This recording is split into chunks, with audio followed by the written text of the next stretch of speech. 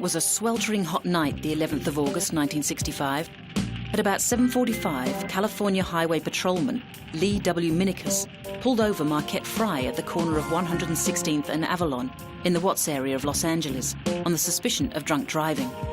When Fry's mother, Rena Price, and her stepson, Ronald, tried to intervene, they were also arrested. A crowd gathered, and before long there was a full-scale riot underway. Many of those involved, though, would describe it differently, however, and the subsequent investigation, the McCone Commission, found deeper causes for the widespread burning of buildings, looting, and deaths. Despite the progress forged by the civil rights movement, many black Americans faced terrible poverty, inequality, and racial discrimination.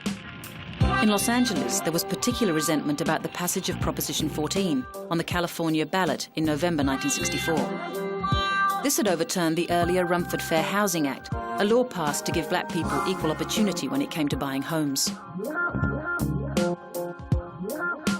During the 6 days of rioting, 34 people, most of them African American, were killed, and more than 1,000 were injured.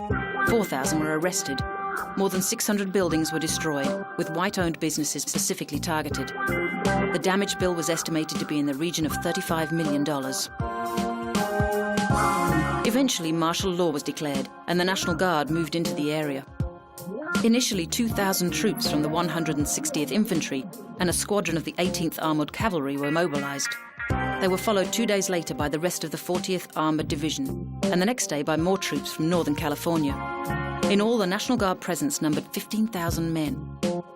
They put a cordon around a large area of South Los Angeles, and the rioting was all but over by the Sunday night.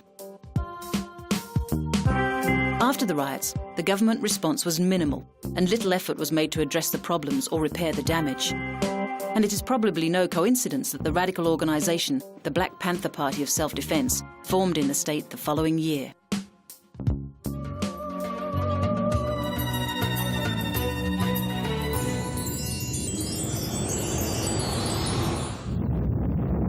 One of the most chilling sights of the 20th century, the mushroom cloud formed by an atomic explosion. It was a sight seen frequently at Bikini Atoll in the Republic of the Marshall Islands between 1946 and 1958, when the United States conducted more than 20 nuclear weapons tests in the area. Admiral William F. Halsey Jr., or Bull as he was known, oversaw operations as his old warship, the Independence, was one of those selected as a target vessel for the tests. Tagged the Pacific Proving Grounds, the bomb testing area saw the first detonation on the 1st of July 1946 in Operation Crossroads. The idea of using ships as targets instead of detonating the bombs on land was to see what the effect atomic weapons would have on naval fleets. And the plane carrying the bombs was loaded with livestock, including goats, sheep, and mice, again to see what effects the blast and resulting radiation would have on the animals. Unfortunately, the Americans were similarly cavalier in their treatment of the indigenous people of the area. In 1954, Castle Bravo, the US's first dry-fuel hydrogen bomb and its largest weapon ever detonated, turned out to be twice as powerful as predicted and cast its nuclear fallout far and wide.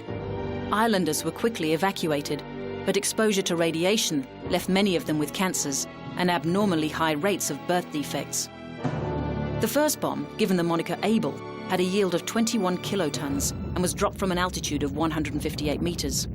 Surprisingly, Able didn't sink the Independence, nor did the second test, another 21 kiloton bomb dubbed Baker, which was actually detonated underwater at a depth of 27 meters on the 25th of July 1946. Baker did cause a massive condensation cloud, however, which spread a huge amount of radioactive water onto the ships.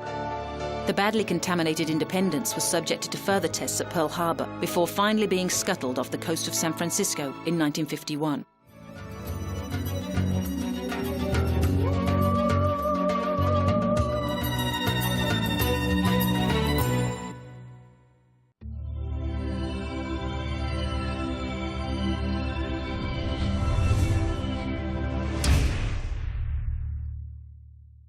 Three, two, one.